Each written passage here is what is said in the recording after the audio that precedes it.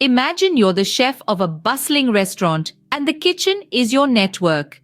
The ingredients you carefully select and use are like Cisco ACLs or access control lists.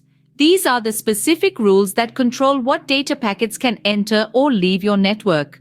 On the other hand, the recipe you follow to prepare a mouth-watering dish is akin to COP or control plane policing.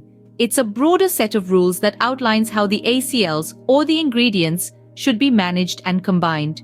For instance, you might use Cisco ACLs to specify that only certain ingredients or data packets are allowed in your dish or network, such as organic vegetables or trusted sources. COP, much like your recipe, can ensure that all ingredients are fresh and of high quality, effectively inspecting all traffic before it enters the network. Or perhaps you need to limit the amount of each ingredient used in a meal. Similarly, Cisco ACLs can limit the bandwidth consumed by certain users or devices.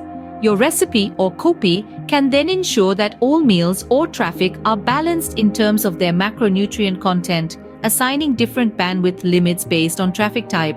Moving on, let's consider two real-world projects where Cisco ACLs and COP come into play.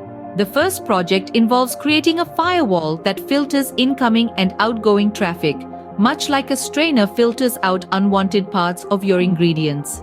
After setting up a Cisco router with ACL capabilities, specific ACL rules are defined to determine the traffic allowed or denied, applying these rules to the appropriate interfaces on the router. As we continue our culinary journey in the networking world, let's dive into our third project, implementing an intrusion detection system, IDS, with Cisco ACLs.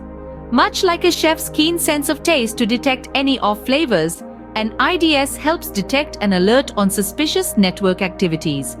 We begin by configuring a Cisco router or switch with ACL capabilities, akin to prepping our kitchen for a new recipe.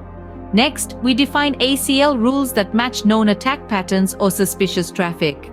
Think of it as identifying potential ingredients that could ruin our dish. These matched traffic patterns are then sent to an IDS sensor for further analysis, much like a chef tasting and adjusting the dish before serving. For instance, to detect SYN flood attacks, an ACL rule can be created that acts like a taste tester, identifying any unwanted flavors in our network traffic. When combined, Cisco ACLs and COPB serve as our kitchen staples, creating a more sophisticated IDS capable of detecting a wider range of attacks. COP, for example, can classify traffic based on its source IP address, destination IP address, or application type. This information in turn helps create more granular ACL rules, making them more effective at detecting specific types of attacks, just as a chef would use different spices for different dishes. Moving on, let's examine three real-world projects where Cisco ACLs and COP are implemented.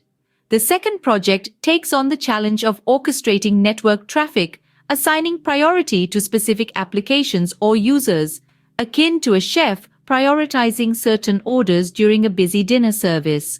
A Cisco router equipped with COP capabilities is put to use, and COP policies are drafted to outline how traffic should be segregated and handled. These policies are subsequently assigned to the relevant interfaces on the router. So, to summarize, Cisco ACLs are your ingredients, specific rules that control network traffic, while COP is your recipe, a broad framework defining how these rules are managed. Together, they offer a robust network security solution, helping to filter, manage, and prioritize traffic effectively. Just like a well-prepared dish, a well-secured network relies on the right ingredients and a reliable recipe. Cisco ACLs and Copper are your key ingredients and recipe, respectively, to cook up a secure network that keeps your data safe and your operations smooth.